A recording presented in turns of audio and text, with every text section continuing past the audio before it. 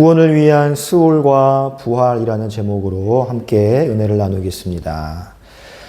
우리 예수님께서 요나가 물고기에게 삼킴당한 사건을 복음의 핵심인 그리스도의 죽으심과 부활에 연관시켜서 은유적으로 설명을 하십니다. 예수님의 말씀에 의하면 일단 물고기 뱃속은 죽음이요 수호를 상징하는 곳이었어요. 우리가 먼저 생각해 봐야 할 한 가지 큰 주제가 있는데 그거는 요나서에서의 주제입니다. 바로 내려가다라는 주제예요. 내려감.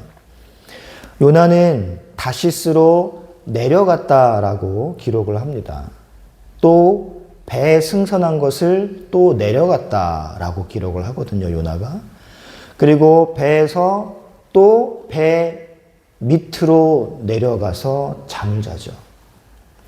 마지막에는 이제 제물로 던져져서 스올의 뱃속이라고 불리기도 하고 혹은 깊음 속 바다 가운데라고도 요나가 표현하는 그곳까지 내려가게 됩니다. 그러니까 요나서에서 기록하는 한 가지 큰 주제가 뭐냐면 계속해서 내려감의 연속이라는 거예요.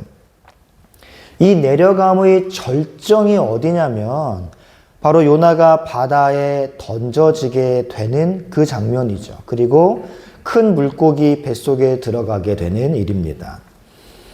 이 요나의 내려감은 끝없이 지속되다가 마지막에 그 정점을 찍게 되는데 그게 바로 스올의 뱃속, 깊은 속 바다 가운데인 것이죠. 그리고 요나는 바로 이 바다 깊은 곳까지 물고기에게 삼키운 바 되어 내려갔습니다. 요나는 이러한 상태를 스올이라고 표현을 했어요. 그리고 예수님께서는 이것을 어디에 비유하셨냐면 바로 자신의 무덤에 비유를 하셨습니다. 그러므로 여러분, 요나가 지금 물고기 뱃속에서 당하고 있는 일을 가장 잘 보여주는 사건은 예수님께서 죽으시고 무덤에 묻히시는 일입니다. 주님이 이렇게 말씀하셨어요. 요나가 밤낮 사흘 동안 큰 물고기 뱃속에 있었던 것과 마찬가지로 인자도 밤낮 사흘 동안 땅속에 있게 될 거야 라고 말씀을 하셨습니다. 요나가 물고기 뱃속에 갇혀 있었던 3일은 권능, 특히 죽음의 권능을 보여주는 사건이에요. 예수님께서 죄의 형벌 때문에 죽으시고 또 3일 동안 그 죄의 권세, 죽음의 권세에 짓눌러 계셨던 바로 그때를 보여주는 날이 것이죠. 하지만 우리는 여기서 한 가지 중요한 사실을 함께 짚고 예수님의 말씀을 살펴야 돼요. 요나가 던져진 바다에 대한 성경적 개념입니다. 자, 우리 요나서 1장 15절을 볼까요? 요나서 1장 15절입니다. 함께 읽습니다. 시작. 요나를 들어 네, 자, 바다는요 배와 그 안에 있는 모든 이들의 생명을 삼키려고 했습니다. 사공들은 요나의 생명을 구해보려고 했지만 어쩔 수가 없었죠. 그래서 결국 요나를 바다에 던지잖아요. 근데 여러분, 성경에서 바다는요 자주 용으로 또 라합으로 탄닌으로 바다 괴물로 이렇게 묘사되는 악한 세력이 서식하는 처소로 많이 묘사가 됩니다. 그리고 우리 하나님께서는 바로 그 바다와 싸우시는 분으로 묘사가 돼요. 우리 두 구절만 살펴볼게요. 이사야 27장과 51장에 보시면요. 27장 1절에는 그날의 여호와께서 그의 견고하고 크고 강한 칼로 날랜 뱀 리워야단 곧 꼬불꼬불한 뱀 리워야단을 벌하시며 바다에 있는 용을 죽이시리라 라고 또 말씀하시고요. 51장 9절 10절은요. 여호와의 팔이여 깨소서 능력을 베푸소서 옛날 옛시대에 깨신 것 같이 하소서 라합을 점이시고 용을 찌르신 이가 어찌 주가 아니시며 바다를 넓고 깊은 물을 말리시고 바다 깊은 곳에 길을 내어 구속받은 자들을 건너게 하시니가 어찌 주가 아니시니까? 라고 기록을 합니다. 지금 우리가 읽은 이 본문은요, 일반적으로 홍해 도하 사건을 연상케 하는 본문입니다. 그렇다면 성경의 관점에 의하면 이스라엘 백성들이 홍해를 건널 때 하나님께서는 그 이스라엘 백성들을 삼키려고 우글거리는 바다의 권세와 싸우고 계셨던 것으로 이해할 수 있는 것입니다. 고대로부터 바다는요, 늘 혼돈과 죽음을 나타내는 거예요. 그래서 하나님은 자신의 백성을 구원하시기 위해 태초부터 지금까지 바다가 물러나고 육지가 드러나게 하시고 바다가 갈라지게 하시고 바다의 권세와 싸우시는 분으로 성경의 묘사가 되는 것입니다. 그러면 여러분, 다시 요나가 바다에 던져지는 장면을 상상해 보십시오. 요나는 바다 괴물, 곧 용 혹은 라합, 어쩌면 리워 야단을 상징하는 바다의 먹이로 삼켜지는 형국입니다.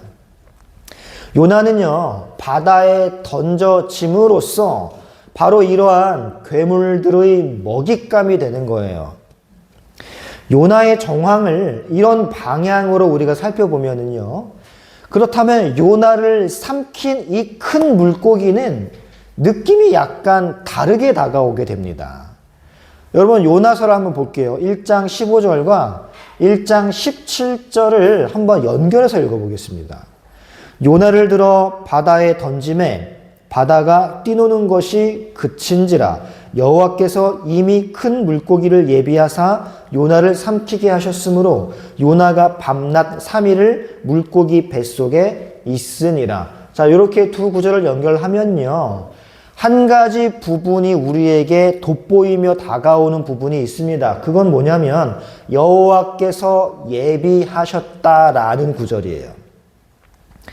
이 물고기는 결과적으로 볼 때 사실 요나를 죽이거나 요나를 괴롭게 하기 위한 목적으로 예비했다라기보다는, 물론 물고기 위장에서 고통을 당하긴 했지만 이것은 오히려 요나를 구원하려고 예비하신 물고기라는 걸 우리가 알 수 있습니다. 여러분, 만약에 요나가 바다에 딱 풍덩 던져졌을 때 하나님이 아무것도 예비하지 않고 두 손 놓고 계셨다면 요나는 몇 분 안에 익사했을 것이고 온갖 바다 괴물의 먹이가 되었을 것입니다. 바다가 그를 삼켜버리면 그는 죽음을, 그것도 영원한 죽음을 맛보게 되는 거예요. 하지만 요나는 어떻게 됐습니까? 무려 3일이나 깊은 바닷속에서 생존했다라는 거예요. 요나는 어둠의 세력인 바다가 삼켰지만 죽지 않았습니다. 이 사실이 알려주는 바를 우리가 좀 캐치를 잘 해야 돼요. 물고기 뱃속이 무덤인 건 사실입니다. 예수님께서는 무덤의 3일을 요나가 물고기 뱃속에 3일 동안 있었던 것과 동일한 것으로 보고 있으니까요. 하지만 중요한 것은요, 예수님은 흉용하여 모든 것을 삼켜버리는 이 바다를 무덤에 비유하신 게 아니라는 점입니다. 흉용하여 모든 것을 삼키려는 어둠의 세력인 바다를 무덤에 비유하신 게 아니라 하나님이 예비하신 물고기 뱃속을 무덤에 비유하셨다라는 것을 우리가 좀 예리하게 봐야 돼요. 그리고 오늘 본문을 다시 한번 볼까요? 마태복음 21장 39, 40절을 함께 읽어보겠습니다. 시작. 예수께서 대답하여 이르시되 악하고 음란한 세대가 표적을 구하나 선지자 요나의 표적밖에는 보일 표적이 없느니라. 요나가 밤낮 사흘 동안 물고기 뱃속에 있었던 것 같이 인자도 밤낮 사흘 동안 속에 있으리라. 자, 인자가 밤낮 사흘 동안 땅 속에 있는 것, 곧 주님의 무덤은 요나가 밤낮 사흘 동안 큰 물고기, 그것도 하나님이 예비하신 물고기 뱃속에 있었던 것과 같은 거죠. 그렇다면 여러분, 이 무덤의 중요한 단서라고 할 수 있는 것이 숨겨져 있음을 알게 됩니다. 하나님은 물고기를 예비하심으로 바다에 삼키워 죽어야 할 요나를 살리셨다라는 거예요. 죽음에 처하게 된 건 맞습니다. 요나가 수올의 바다까지 도달한 건 맞습니다. 그러나 그러한 상태는 영원히 지속되는 상태가 아니라 잠깐이었다라는 거예요. 세상 사람들이 보기에는 그는 죽었어요. 바닷속에 던져졌으니까요. 살 가망성이 없습니다. 분명히 죽은 것이며 죽었어야 마땅해요. 하지만 3일 동안은 요나가 죽음과 방불한 상태에 있었지만 그는 결국에는 육지에 토해질 거예요. 예수님이 무덤 중에 계셨지만, 다시 말해 세상이 보기에 저는 다 죽었어, 제자들마저도 희망이 없어, 죽었어 라고 했지만, 그러나 완전히 끝난 건 아니었습니다. 예수님이 곧 다시 부활하실 것이기 때문이에요. 그래서 우리가 알게 되는 건 이것입니다. 죽음이 분명하지만, 객관적으로 볼 때 분명히 죽은 게 분명하지만 죽음으로 끝나는 게 아니다. 하나님은 부활을 준비하고 계시다. 요나에게도 그렇고 예수님에게도 그렇고.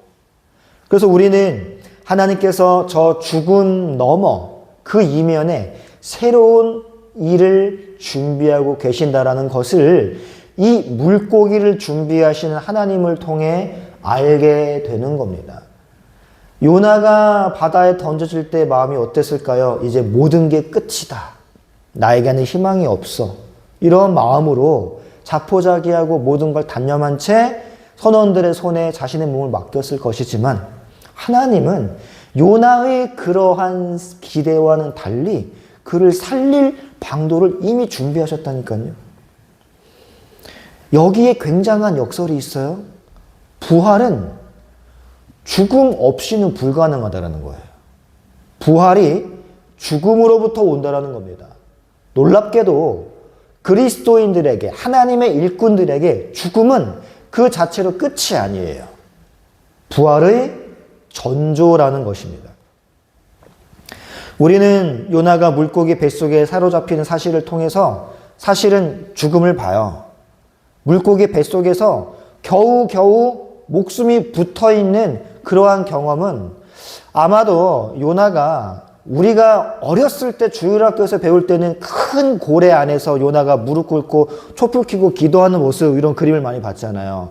하지만 현실적으로 요나는 이 큰 물고기의 위장 어딘가에 몸이 꽉 찢긴 채로 옴짝달싹 못한 상태로 물고기가 숨을 쉴 때 그때 들어오는 극히 적은 양의 산소로 겨우겨우 목숨을 연명하며 호흡을 이어가는 정도였을 것입니다. 그야말로 폐쇄공포증의 극치를 경험을 했겠죠. 요나의 경험은 그야말로 죽음의 경험, 무덤의 경험이 맞아요. 하지만 이 죽음, 이 무덤은 그것으로 끝나지 않는다라는 것을 우리에게 예수님이 강하게 말씀하시는 거예요. 요나는 사망의 권세를 경험했지만 그 사망에게 완전히 삼켜지진 않았습니다. 만약에 하나님의 의도가 요나로 하여금 단지 죽음을 그 자체를 경험하는 것으로 끝내는 것이었다면 요나는 바다에 던졌을 때 하나님이 물고기를 예비하지 않았을 겁니다. 혹 큰 물고기가 그를 우연히 삼켰을지라도 그냥 소화되게 내버려 두셨을 거예요.